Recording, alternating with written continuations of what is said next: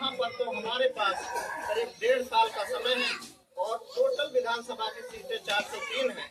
403 सीटों में हमारा लोगों का ये जरूर प्रयास होगा कि कम से कम हम लोग 40-50 सीटों की तैयारी करें और बार्गेनिंग करके हम जो भी हमारे हिस्से में सीट आती है तो हम सत्ता के भागीदार बनेंगे। और जब सत्ता के भागीदार बनेंगे तो हमारे 15 सीट भी निकल आती, 20 भी सीट निकल आती हैं, तो उसमें हमारा 1-2 मंत्री भी बनेंगे।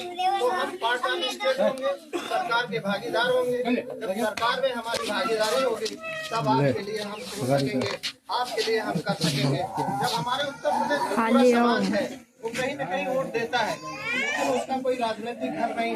जब हमारा राजनीतिक घर बन गया है तो हम पूरे 430 सीटों के अगर हमें 20 सीट भी मिलते हैं, 25 सीट भी मिलते हैं, तो हम 25 सीटों का दो दलों से ट्रांसफर कराएंगे, अन्य दलों में हमारे समाज वोट देंगे।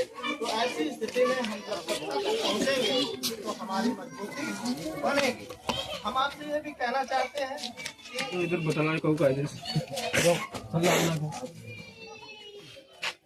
सामाजिक संगठन के माध्यम से बहुत से ऐसे लोग होते हैं जो सरकार में तो नहीं होते हैं, लेकिन सरकार उनके इशारे पे चला करती है।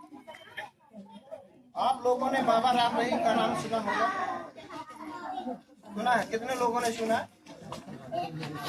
ठीक है ना? बाबा राम रहीम जो है हरियाणा और पंजाब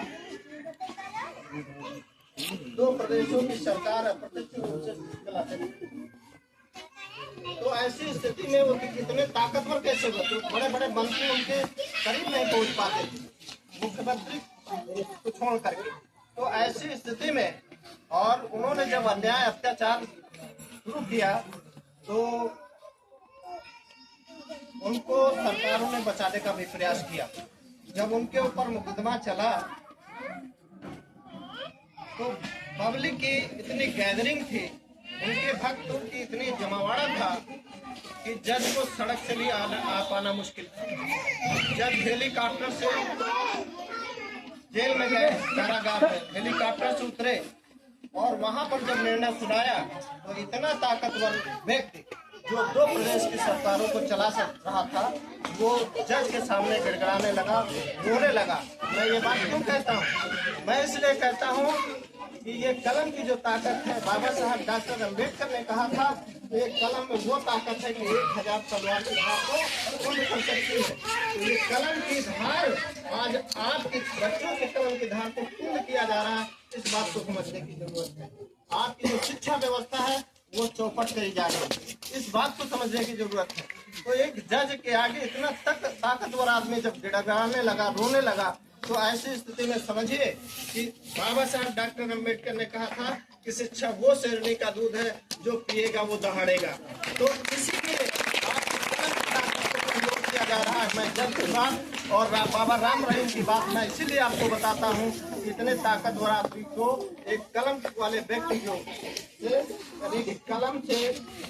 कलम से सर कलम कर दिया, ये कलम में ताकत। और लाठी का मारा आदमी बच जाता है लेकिन कलम का मारा आदमी बच नहीं पाता है। तो इसलिए कलम की ताकत को मजबूत करने के लिए आपको सत्ता में पहुंचना जरूरी है, आपके लोगों को सत्ता में पहुंचना जरूरी है, आपके वैचारिक विचारधारा का दल होना जरूरी है।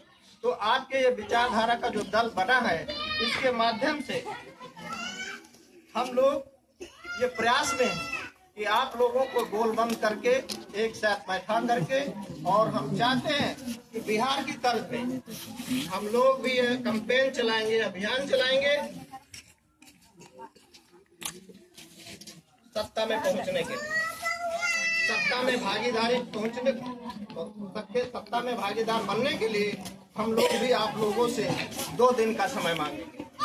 आने वाले समय में हमारे राष्ट्रीय अध्यक्ष आईपी गुप्ता मान साहब 28 तारीख को लखनऊ आ रहे हैं और लखनऊ में आप लोग भी आए और उनके विचारों को सुने। और आगे आने वाले समय में 2027 में जब विधानसभा का चुनाव होगा तो विधानसभा के चुनाव में हम लोग सत्ता का हिस्सेदार बने और मजबूती के साथ चुनाव लड़ें। और विधानसभा के चुनाव से पहले त्रिस्तरीय विधान पंचायती चुनाव आ रहे हैं। इसमें आप सभी लोग अपनी क्षमता के अनुसार ग्राम पंचायत में, जिला पंचायत में, क्षेत्र पंचायत में चुनाव लड़ें और आप जीतेंगे भी और नहीं जीतेंगे तो किसी को हराने का भी काम करेंगे। जो जिसको हराएंगे वो भी आपका सम्मान करेगा, जिसकी वजह से आप जीतेंगे या आपकी वजह से जो जीतेगा वो भी आपका सम्मान करेगा। आपको मालूम होना चाहिए कि जैसे अभी आप साधारण व्यक्ति हैं, आपको ग्राम पंचायत में एक वोट से आपको जब पावर मिल जाता है तो आप आदरणीय हो जाते हैं, सम्मानित हो जाते हैं, आप प्रधान जी हो जाते हैं। और ग्राम सभा का जो बजट है, ग्राम सभा का जो पैसा आता है सरकार के द्वारा, उसको खर्चा करने के लिए आप में पावर आ जाता है, इस कलम का ताकत मिल जाता है।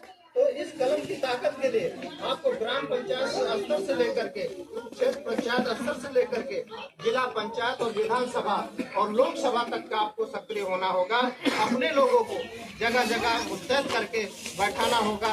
आपका आदमी भले न जीते, लेकिन आपकी वोट की चोट से वो तो व्यक्ति या तो हारेगा या तो आप जीतोगे या किसी को हराओगे।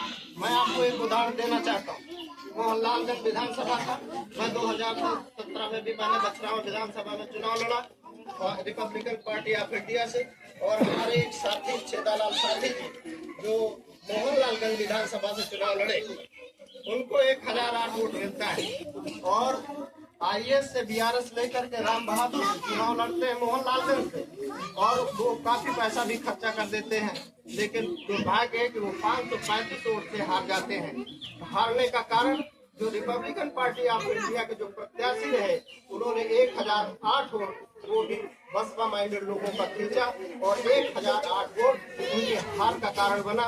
और जो भी सपा का प्रत्याशी जीता वो 535 समथिंग वोटों से जो जीता प्रत्याशी, उसने जीत का माला पहनने के बाद आए वो छेदालाल साथी के पैर छुए, कहा जीतने का श्रेय धन्यवाद ऐसा आपके जाता है। तो कभी कभी ऐसी स्थितियां बनती हैं कि हम बहुत छोटे मार्जिन से भी वोट पाते हैं, लेकिन हम किसी को हराने का काम करते हैं।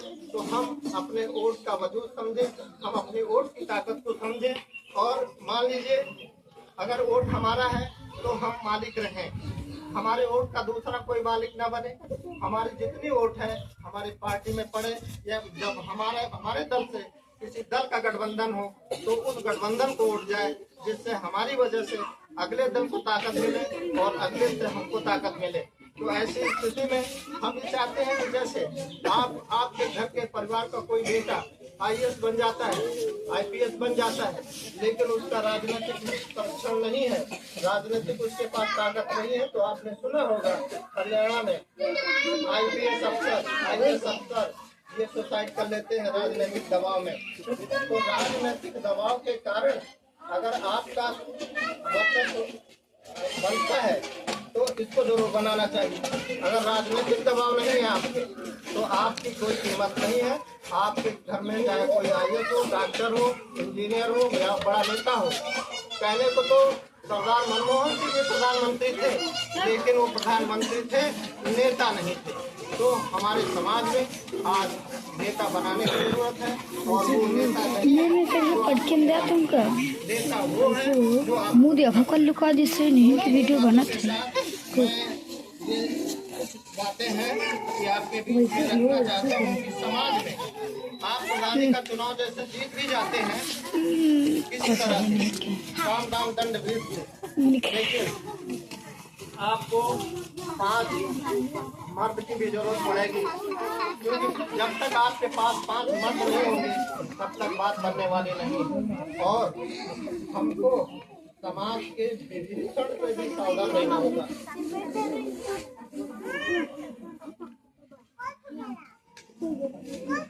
आने वाले समय में हम आप सभी से यही अपील करते हैं कि करो, कर सकते हो। अगर आपने ठान लिया है कि हमको प्रधान बनना है, आपने ठान लिया है हमको क्षेत्र पंचायत सदस्य बनना है, आपने ठान लिया है कि हमको जिला पंचायत सदस्य बनना है, तो आप बनेंगे। और एक जिला पंचायत में 100 करोड़ रुपया प्रति साल से कम नहीं आता है। कहाँ जाता है, किस बस में जाता है, कौन खर्चा करता है, इसी से मतलब आपके हिस्से का पैसा आता है। जब तक वहाँ पर आपकी दखलंदाजी नहीं होगी, आपका जिला पंचायत सदस्य नहीं होगा, तब तक कौन हिसाब किताब लेगा। 100 करोड़ रुपया आया कि उसका फर्जी टेंडर पड़ गया, PWD की रोड है उसी के नाम टेंडर पड़ गया, पैसा निकाल लिया गया। आपको है पता, आपके हक का पैसा लोग मालो माल हो रहे हैं, आप जैसे के तैसे हैं। वो इसलिए है कि राजनीति में आपकी सक्रियता नहीं है। आपकी राजनीतिक सक्रियता हर जगह होनी चाहिए, क्षेत्र पंचायत से लेकर के जिला पंचायत और MLA तक। तो इन्हीं बातों के साथ मैं अपनी बातों को समाप्त करता हूँ। अब हमारे वरिष्ठ साथी श्री श्याम बिहारी मिश्रा जी आपको संबोधित करेंगे। जिंदाबाद, जय हिंद, जय भारत।